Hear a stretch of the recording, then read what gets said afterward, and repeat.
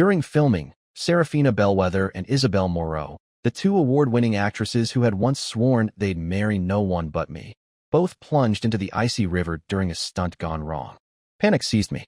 Without a second thought, I leaped into the frigid water, the shock stealing my breath.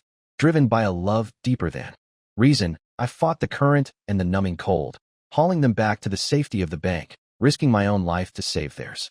But when they regained consciousness, shivering and gasping, their eyes didn't find mine.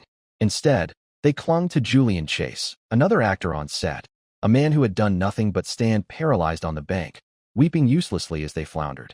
Julian, oh Julian, Seraphina choked out, her voice trembling. Your love, it must have moved the heavens. That's why we survived. Yes, Julian, Isabelle echoed, clinging to his arm. You're our lucky star. You saved us. My heart fractured. That night, the chill of the river felt warm compared to the ice forming in my soul. Later, in the new apartment I had bought and planned to gift them for their shared birthday, I found it, an open box of condoms carelessly tossed in a drawer. Not mine. I didn't confront them. The evidence spoke volumes, confirming the whispers my heart had tried to deny. Instead, I quietly picked up my phone and dialed an overseas number. Professor Weber, I said, my voice surprisingly steady. It's Ethan Vance. I've made my decision. I can be there next week to accept the position as art consultant at the university. Ethan, that's wonderful news. Her voice was warm, genuine. Having an artistic talent like you collaborate with us is truly an honor for the institution. The moment I hung up, the bathroom door opened. Seraphina and Isabelle emerged, wrapped only in plush bath towels, their damp skin gleaming, droplets clinging to their smooth shoulders. They used to shower quickly, mindful of my waiting. Now, the dinner I'd prepared sat cooling on the table while they lingered, their laughter mingled with a male voice, Julian's, having drifted faintly through the closed door just moments before. Who were you talking to? Seraphina asked, arching a perfectly sculpted eyebrow towards my phone. Before I could answer, Isabelle snatched the condom box from my other hand, which I hadn't even realized I was still holding. Her face contorted in disgust. Ethan, you're becoming increasingly vulgar, bringing things like this into our home. You promised you wouldn't touch either of us until you decided who you wanted to marry, Seraphina added, her voice laced with revulsion. Apparently, that was just another lie. Looking at their indignant faces, a physical pain clenched around my heart. I raised a hand, pointing towards the still slightly open drawer. My voice came out hoarse. I found it in there. Silence descended, thick and suffocating. Color flooded their faces, a blush that could have been shame, or perhaps the lingering heat of remembered pleasure. Isabelle hastily hid the box behind her back, her voice hardening defensively. Didn't anyone teach you not to snoop through other people's things? It's incredibly rude. Don't bother coming back if you pull something like this again. A stinging burn started behind my eyes. Words failed me. Just then, the apartment door swung open. Julian Chase walked in, holding his phone up, clearly live-streaming. Seraphina, Isabelle, I just came to. He stopped short, taking in their state of undress. With feigned panic, he quickly flipped the camera view, pointing it directly at me. Ethan, you're here too. Wow, I never realized you were this close with the girls, alone in their apartment and all, chatting about something private. His implication was deliberate, poisonous. Any sane person would misinterpret the scene. Two barely dressed women alone with another man. He knew exactly what he was doing, aiming the lens at me, uttering those ambiguous words, clearly trying to stir up drama for his audience. To protect Seraphina and Isabelle's reputations, despite the circumstances, I frowned, my voice tight, with command. Turn off the live stream, Julian. We were just discussing work. But I promised my fans I'd stream with my favorite leading ladies tonight. Julian blinked, feigning dilemma. They'll be so disappointed if I stop now. I opened my mouth to argue, but Seraphina and Isabelle, having quickly thrown on robes, stepped forward, glaring daggers at me. Your work is important, but Julian's isn't. Seraphina snapped. Julian, ignore him, Isabelle said soothingly, taking his arm. Let's go stream outside. Julian beamed. Great idea. My takeout just arrived too. We can eat while we chat. With a deliberate bump against my shoulder, he followed them out, leaving me standing alone in the suddenly cavernous living room. Before coming upstairs, I had prepared dinner, 3 dishes and a soup, their favorites, arranged carefully on the dining table. Cooking for them, ensuring they ate well, had been my habit, my quiet way of caring, for years. Seeing their satisfaction with my food had always given me a deep sense of fulfillment. Now, several white takeout bags sat beside my dishes, stark and jarring. Julian glanced at the food I'd made, then put on a show of regret. Oh, wow. Looks like Ethan already cooked dinner. I really shouldn't have ordered all this. He made a move towards the trash can. Takeout is just junk food anyway. I should probably just toss it. He held the bags theatrically, hovering over the bin, waiting. Right on cue, Seraphina and Isabelle stopped him. Don't be silly, Julian. How can you call your thoughtful takeout junk? Seraphina said brightly. Honestly, we're a bit tired of Ethan's cooking. It's time for a change. Let's eat the takeout tonight. Without another glance at me, they swept forward and unceremoniously scraped the meal I'd spent the afternoon preparing into the trash bin, clearing the table to make space for Julian's delivery containers.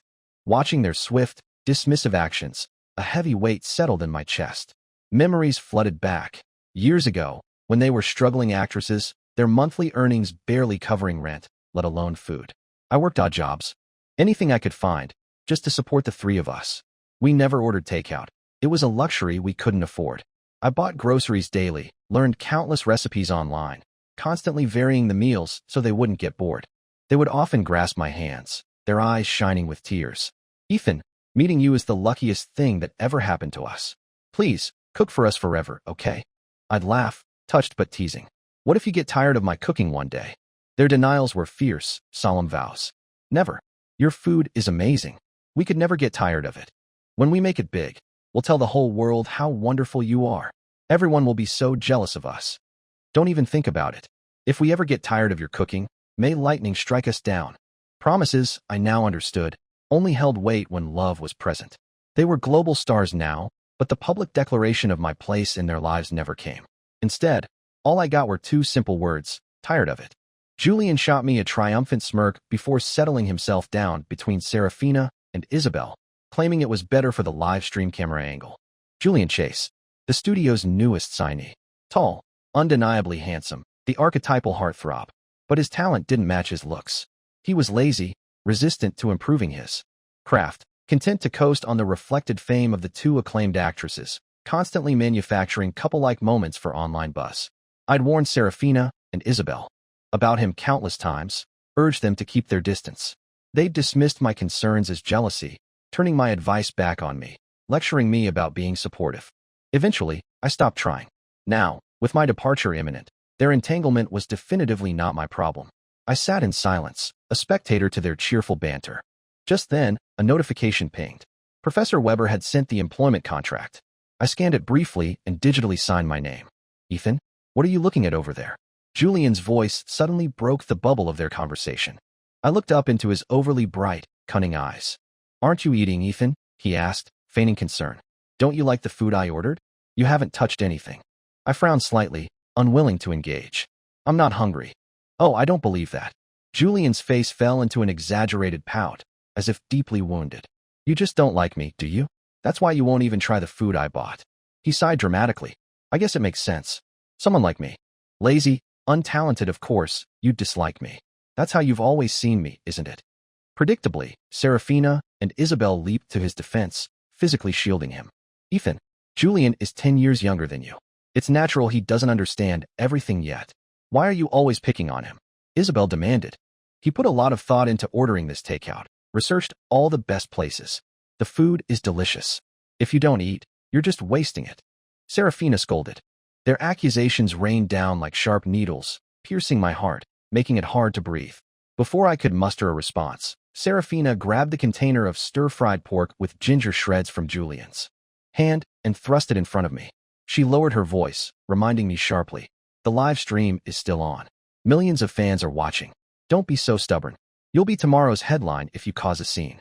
My gaze fell on the dish, the ginger, finely shredded, almost invisible among the pork. Ginger, the ingredient that had nearly killed me. Have you forgotten? I asked, my voice dangerously quiet. I'm allergic to ginger.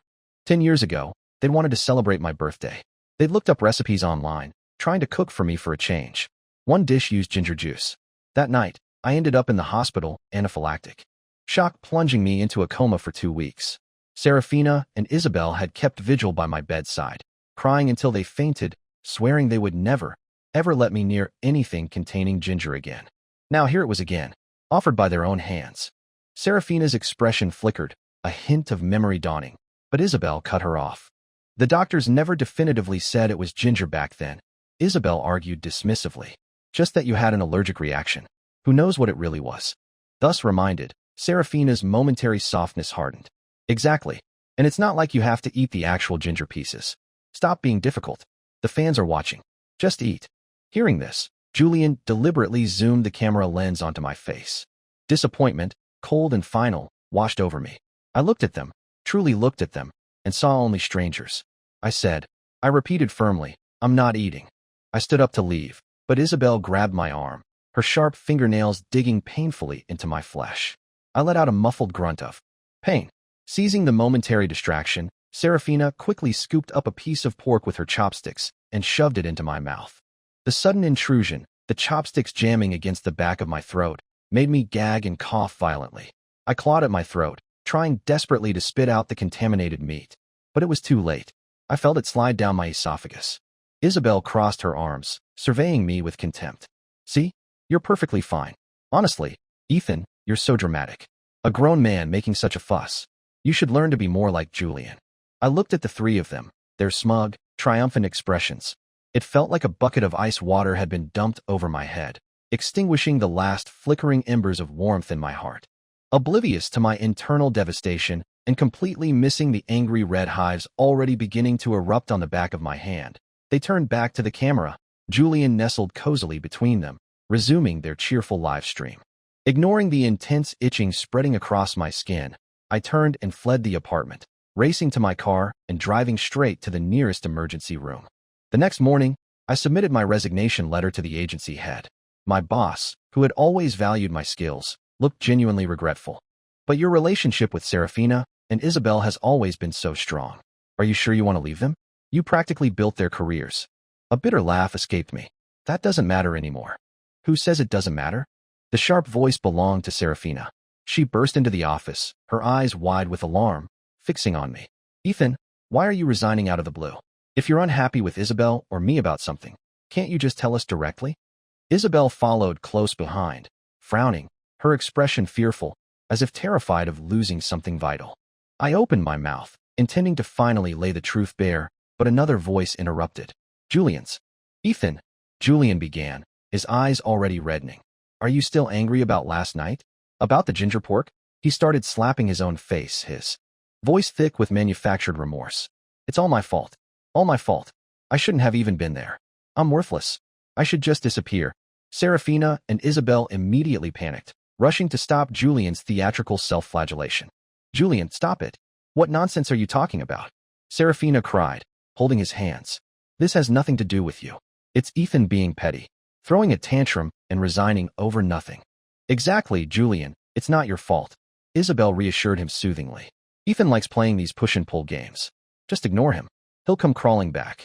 Their focus instantly shifted, Julian's manipulative words completely derailing any chance of understanding.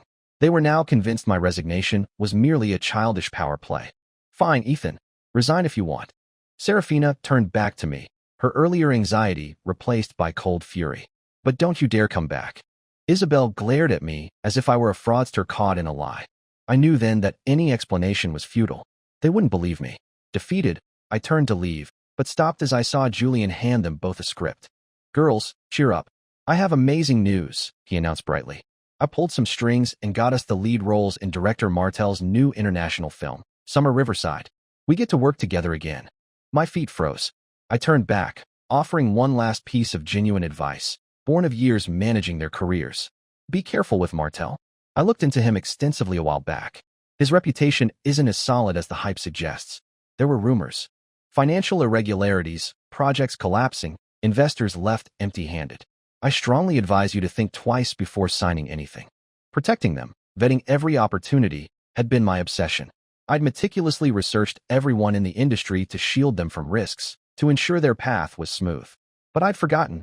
In their eyes now, my opinion was worthless. Ethan, Julian said, his voice dripping with false innocence, though his eyes flashed with challenge. I know you've never liked me, so you always try to undermine me. But everyone in the industry knows landing a role in this film is a guaranteed path to global superstardom. People are fighting tooth and nail for these parts. You can't let our personal issues stand in the way of Seraphina and Isabelle's careers, can you? His words were like gasoline on a spark. Seraphina and Isabelle exploded. Ethan, just leave already. Why do you have to curse us on your way out? Are you that desperate to see us fail? Seraphina spat. Did you really think we couldn't survive in this industry without you as our manager? Isabelle sneered. Think again. With Julian by our side, we're only going to soar higher. Their mocking words echoed in the sterile office, overlapping with ghosts of conversations past. Years ago, when a prestigious Italian art university recognized my talent and offered me a position as an art consultant, a stable, fulfilling life, I turned it down. Because Seraphina and Isabelle wanted to pursue acting, and they begged me to stay, to guide them. Ethan, you're our rock, our secret weapon. We only have the courage to try because you're here. Without you, we wouldn't survive. Ethan, we love you so much. Even if you only choose one of us as your wife someday, please don't abandon the other. We want the three of us to always be together. Their whispered promises, their declarations of love. I had etched every word onto my heart, vowing to give them the life they dreamed of. Now, standing at the pinnacle of that dream, they regarded me with contempt, discarding me for someone who had sacrificed nothing for them. The last fragile thread of hope inside me snapped. I looked at them, truly seeing the chasm that had opened between us.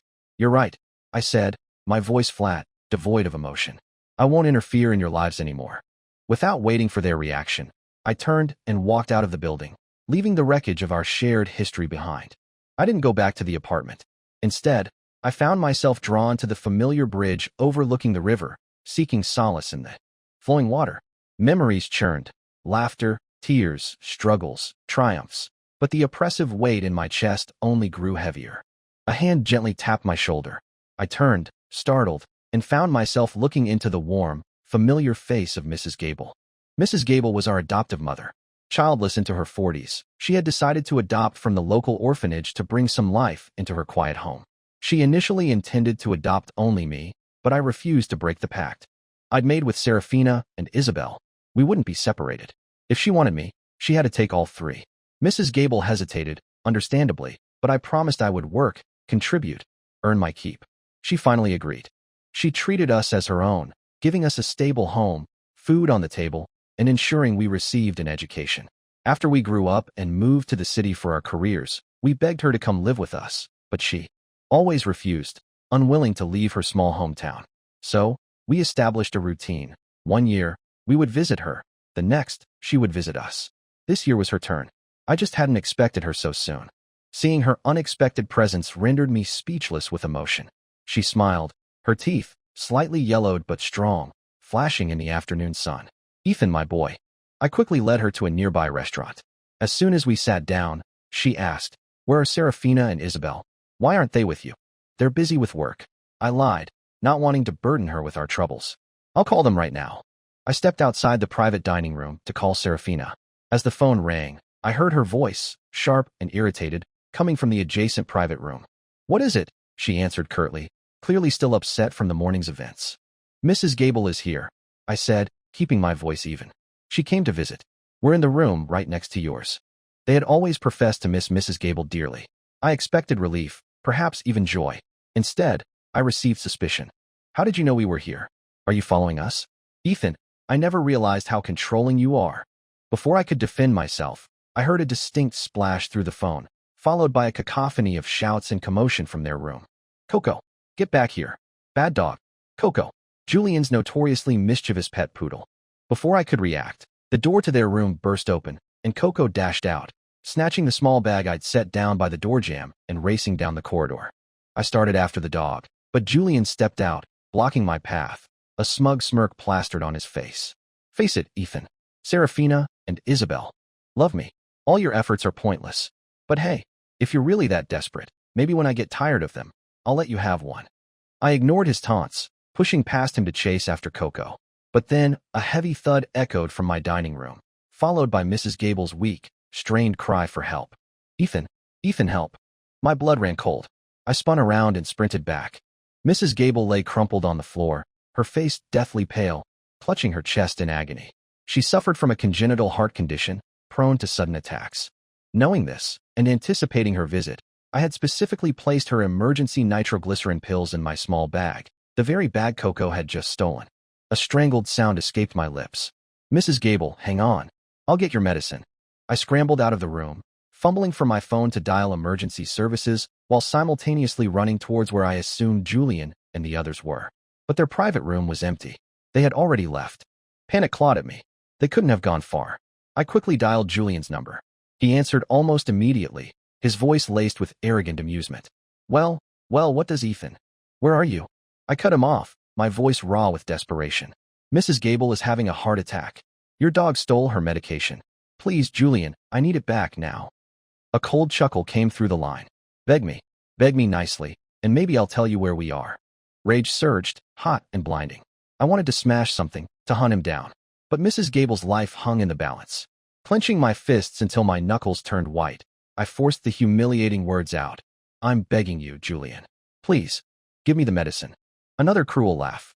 Nah, what are you going to do about it? Your precious Mrs. Gable, some country bumpkin. Her being alive is just an embarrassment to Seraphina and Isabelle anyway. Better off dead, wouldn't you say? Julian. I roared his name, fury consuming me. But before the sound fully left my throat, I heard Seraphina's sharp voice in the background, apparently yelling at Julian. She must have overheard. Hope surged. Seraphina. I yelled into the phone. It's Mrs. Gable. Her heart. Please, make Julian give me back the pills. Silence stretched for 2 agonizing seconds. Knowing Seraphina's fiery temper, I expected her to unleash hell on Julian. Instead, her voice came back, cold and sharp, directed at me. Ethan, don't you have anything better to do? We're trying to have a nice meal with Julian, and you have to cause trouble? You were the one who wanted to leave this morning. Stop harassing us. Just get lost. Go as far away as possible. The line went dead. I frantically redialed, but it went straight to voicemail. I tried calling Isabelle. Blocked. Both of them had blocked my number. I stood frozen in the corridor, helpless, the world tilting around me. In the end, Mrs. Gable passed away before the paramedics could stabilize her, deprived of the life-saving medication that was mere meters away. I knelt beside her hospital bed, the sound of my own ragged sobs filling the sterile room, consumed by a crushing wave of guilt and impotence. The only real family I'd ever known, and I couldn't even save her. I didn't inform Seraphina or Isabelle about Mrs. Gable's death. I handled the funeral arrangements alone, a solitary mourner for the woman, who had saved 3 orphans. In the days that followed, I made no attempt to contact them, nor did I follow any news about their careers. Strangely, whispers still reached me. Summer Riverside was apparently generating huge buzz online, with Seraphina, Isabelle, and Julian heavily promoting it. Fans were ecstatic, critics were predicting it would be a massive hit. Rumors circulated about Julian finally choosing between the 2 actresses. They were also suddenly oversharing on social media, posting constant updates about their daily lives. There was a time I would have devoured every scrap of news about them, analyzing their posts, trying to decipher their moods, feeling a sense of accomplishment when I felt I understood them. Now, hearing about them elicited nothing but a dull ache, a profound weariness bordering on irritation. The day I was scheduled to fly to Italy arrived swiftly. I packed my bags, booked my flight, and carefully placed a small, cherished photograph of Mrs. Gable in my breast pocket.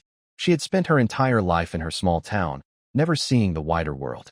At least this way, a part of her could travel with me. As I was about to leave for the airport, Isabelle called. Her tone was imperious, demanding. Tonight is the main investor banquet for Summer Riverside. It's critical. Get over here immediately. Had she forgotten I'd resigned? That I was no longer their manager? Before I could remind her, the phone was snatched away. Julian's hateful voice slithered into my ear. Hey, Ethan. How's your old lady doing? Need me to send some funeral wreaths over? That casually cruel remark shattered the fragile dam, holding back the grief and rage I'd been suppressing for days. I hung up, hailed a taxi, and went straight to the hotel hosting the banquet.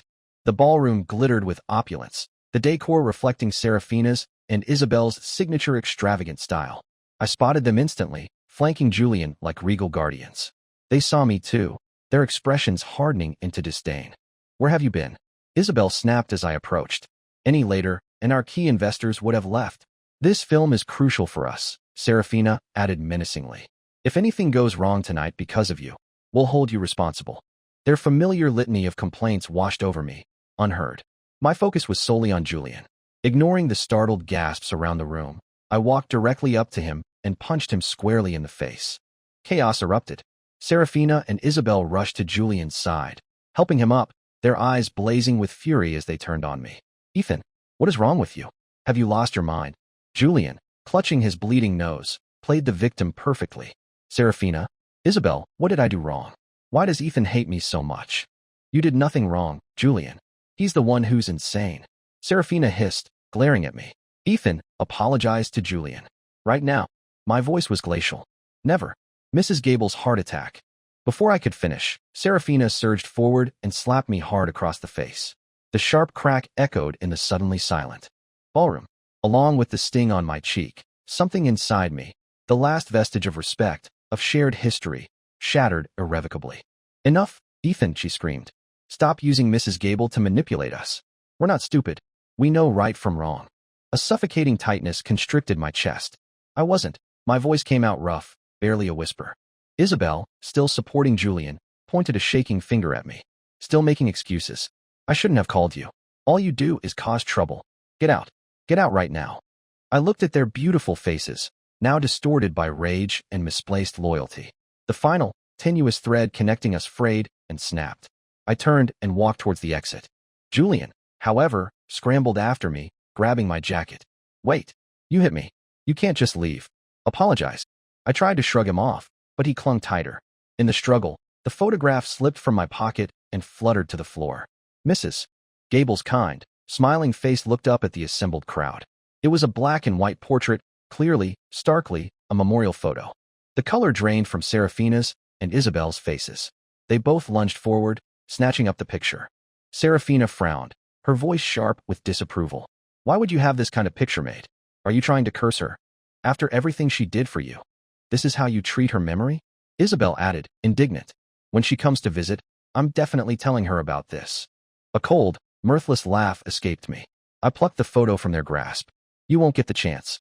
Mrs. Gable passed away 3 days ago. Complications from the heart attack. My words struck them like a physical blow.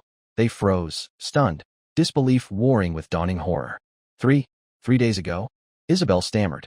You mean, the day we took Coco out for dinner? Yes, I confirmed flatly. Remember that phone call I made to Julian? His dog stole her medicine. He refused to give it back. That's why she's gone. Their faces crumpled. They whipped around to face Julian, who immediately started shaking his head, stammering denials. No, he's lying. He's trying to frame me. Don't believe him. I had anticipated his denial. Calmly, I took out my phone and played the audio recording of our call from that day. Years as a manager had taught me to record crucial conversations, precisely for situations like this. If I'd had more concrete proof connecting his actions directly to her death, he'd already be in jail. Julian went pale, clearly shocked I had evidence. The truth, undeniable and horrific, crashed down on Seraphina and Isabelle. Grief, rage, and crippling remorse washed over them. They turned on Julian, screaming accusations, demanding answers. The elegant banquet devolved into chaos. This was their mess now, not mine. I turned to leave again. Ethan, where are you going? Seraphina called out desperately. I ignored them and kept walking. They started to follow, but just then, Julian collapsed, his face sheet white, seemingly fainting from the shock or guilt. They were forced to stay, to deal with him, to get him medical attention. On the plane, the flight attendant requested all electronic devices be turned off for takeoff. As I powered down my phone, I saw over 20 missed calls from Seraphina and Isabelle. I swiped them away without a second thought and switched the phone off. Someone at the banquet had filmed the entire altercation and posted it online. It went viral overnight. Seraphina, Isabelle, and Julian became the subjects of a dozen trending hashtags, overwhelmingly negative. Didn't these actresses always thank their adoptive mother in acceptance speeches? Now they're covering for the guy who caused her death? Hypocrites. Trash. Utter trash. All three of them. Legally, maybe not murder, but morally? Julian Chase is scum. Anyone still defending him is delusional. Accustomed to me swiftly managing any negative press, Seraphina and Isabelle were adrift in the storm of public condemnation. Their new agency-appointed manager lacked my experience and connections, proving utterly ineffective. The scandal caused massive financial losses for the agency, and Julian, now toxic, was permanently shelved. Eventually, Seraphina and Isabelle released tearful online apologies, vehemently distancing themselves from Julian. The public backlash subsided slightly, but their reputations were irrevocably tarnished. That same evening, they showed up at my old apartment, knocking frantically. They didn't know I'd already sold it. When the new resident opened the door, they stared in confusion. Dressed inconspicuously, they weren't immediately recognizable. Can I help you? The new owner asked warily. Who are you? Seraphina demanded, frowning. Where's Ethan? The resident rolled their eyes. I live here. The Ethan you're looking for was the previous owner. Sold the place to me yesterday and left. Try finding him somewhere else. The door shut firmly in their faces. Panic flared. They tried calling me again, discovering their numbers were still blocked. Isabelle stared at her phone, the reality finally sinking in, her eyes filling with tears. Seraphina, he blocked us. He's really gone, isn't he? He doesn't want us anymore. The words seemed to shatter something in Seraphina. No, impossible, she cried, shaking her head vehemently. He loves us too much. He wouldn't abandon us. He wouldn't. Her voice trailed off, the denial faltering. Deep down, she knew. I was truly gone. My arrival in Italy was met with Professor Weber's infectious enthusiasm. She treated me to a wonderful dinner and gave me a personal tour of the sprawling, beautiful university campus. Students greeted us. Politely, their faces open and friendly. A sense of peace settled over me, a warmth I hadn't felt in years. Walking through the sun-dappled courtyards, I felt a pang of regret. Why hadn't I come here sooner? Art, in all its forms, had always been my true passion. Music, painting, sculpture, they came naturally to me. My lifelong dream was simply to be an artist. But love, or what I had mistaken for love, had blinded me, led me down a different path, culminating in betrayal and heartbreak. It wasn't too late, though. My life could begin anew. This time, I would live for myself. Life at the university was demanding but fulfilling. I guided students, mentored them through artistic challenges, and oversaw preparations for various competitions. It was during this busy period that I met Eleanor Ainsworth, a fellow instructor, also originally from my home country. She possessed a striking beauty and an undeniable elegance. She was, I quickly learned, admired by many.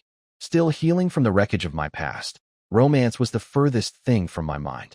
My first impression of Eleanor was simply acknowledging her beauty, nothing more. We were assigned to co-manage the university's prestigious annual art competition. The event attracted participants from across the country, including renowned professional artists. One afternoon, while I was reviewing student submissions in my office, Eleanor mentioned she had somehow seen some of my older artwork. She casually suggested I should enter the competition myself. I hesitated. Since becoming a manager, my own brushes had gathered dust. I doubted my skills were still sharp, but Eleanor expressed unwavering confidence. I know we haven't known each other long, Ethan, she said with a warm smile, but I have a strong feeling. If you participate, you'll win first place. Her certainty intrigued me. Spurred by her belief, I started sketching again in my spare time, revisiting my old passion. I began exploring the Italian countryside with a sketchbook and easel, seeking inspiration. One day, I stumbled upon a small, picturesque mountain village. It was remote, breathtakingly beautiful, like something out of a dream. I found a quiet spot, set up my easel, and began to paint, losing myself completely in the act of creation, translating the stunning landscape onto canvas. Hours melted away. By the time I finished, the afternoon sun was beginning its descent, casting long shadows and bathing the surrounding clouds in a magnificent golden light. I studied my painting. It captured the beauty, yes, but something felt missing. As I pondered, a sweet voice called out nearby. Professor Vance, fancy meeting you here. I looked up. Eleanor Ainsworth, wearing a straw hat and a pale yellow floral dress, approached with light, graceful steps, looking like a woodland sprite, utterly captivating. In that instant, I knew what my painting lacked. It lacked her. And in that same instant, I knew I was falling for her. I learned later that this village was her family's ancestral home. Her grandmother was Italian. We sat together on the hillside that evening, talking for hours. Her wit, her unique way of phrasing things, made me laugh.